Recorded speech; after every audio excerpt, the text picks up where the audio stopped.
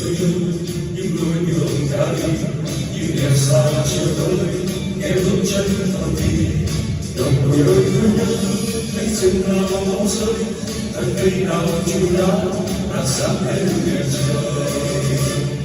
Đồng đội ơi biết tin đâu xa vời, ai vẫn cùng ta vui, vẫn không nào xa xôi.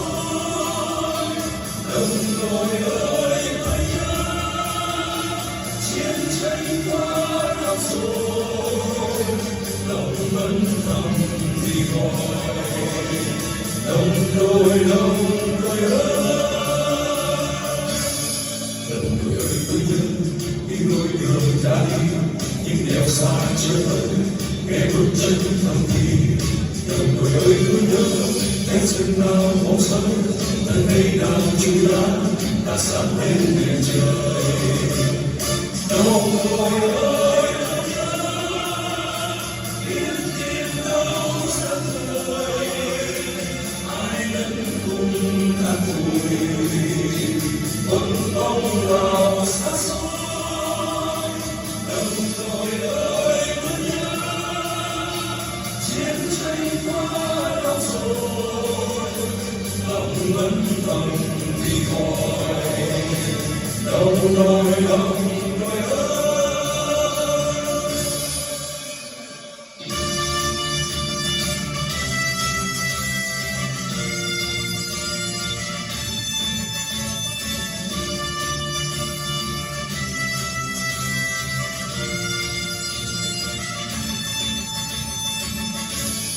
Đồng đội ơi tôi nhớ những đôi đường đã đi, những nẻo xa chưa tới, nghe bước chân thầm thì.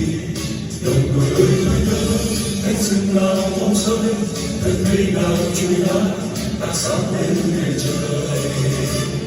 Đồng đội ơi tôi nhớ biết tin đâu xa vời, ai vẫn cùng ta vui, vẫn mong vào xa xôi. Đồng đội ơi tôi nhớ chiến tranh qua năm rồi, lòng vẫn thầm thì gọi.